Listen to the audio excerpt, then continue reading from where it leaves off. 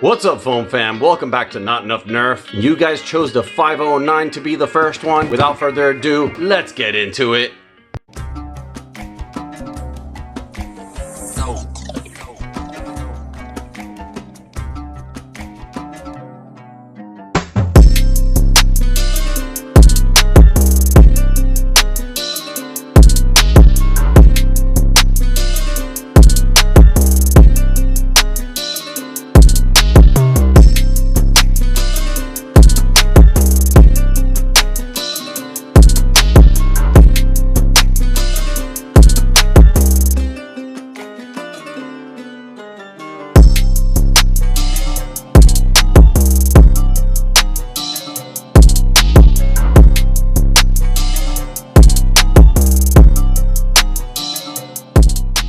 Alright guys, it's been a long journey. We have done 8 of the initial US release of the Big Power Electric Blue variety of blasters. Now we're getting into some uncharted territory. This is their Flight Electric series of blasters. Nonetheless, we're going to open it and see what all the fuss is about. 2 strips of tape, just like all the other Big Power Electric blasters. And it looks like this one doesn't come out like a tray. This one, the components just come right out.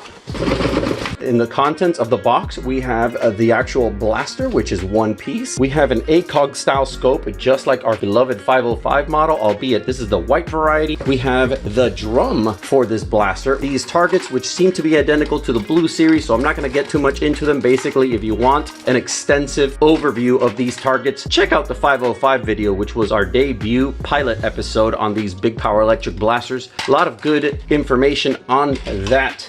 100 of these, they're calling them foam bullets. Very good ballistics on this dart. More on that as well on this 505 video. I'm gonna put a link up top to the right if you wish to check that out first.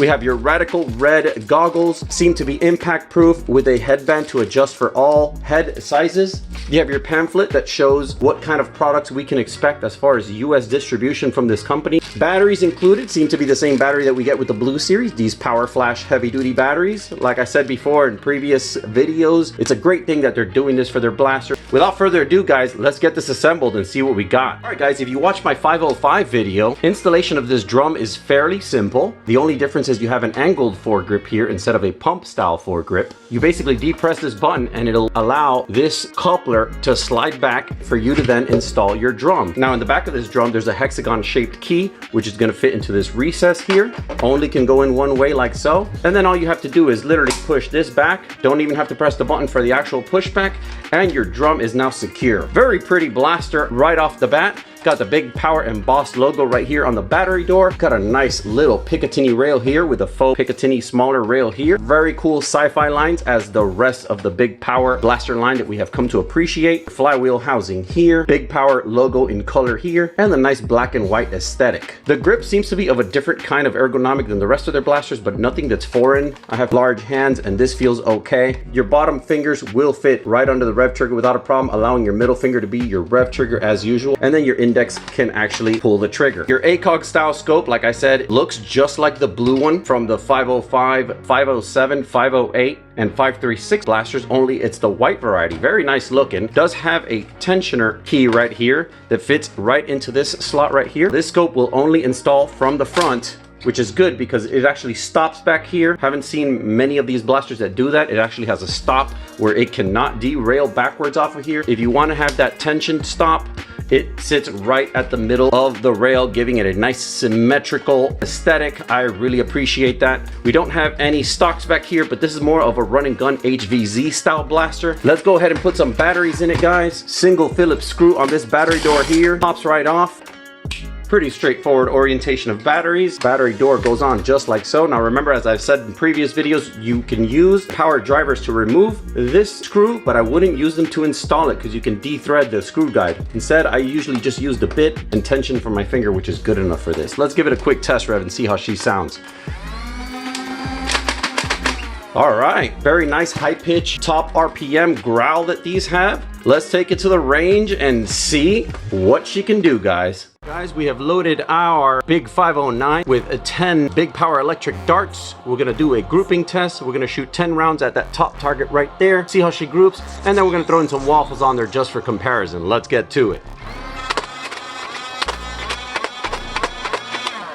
All right, pretty good grouping so far. Let's get on to some waffles. All right, guys, let's get on to some crony testing. As we have learned, the Big Power Electric darts have a harder rubber head and their flywheels are further apart. So to be fair, we're going to be testing the chrono speed with the included darts because they were designed for this blaster. Let's get to it.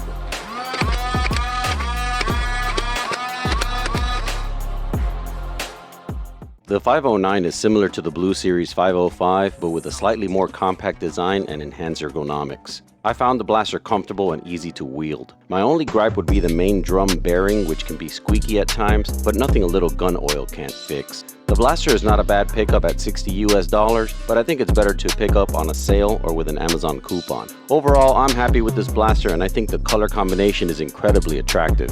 Don't forget we're doing a weekly giveaway for BPE blasters and you can check the 507 review for more details. I hope you enjoyed this review and consider subscribing. We'd love to have you in the community. I cover all kinds of Nerf topics such as thrifting, reviews, modding, and more. Till next time, stay blasting, foam fam.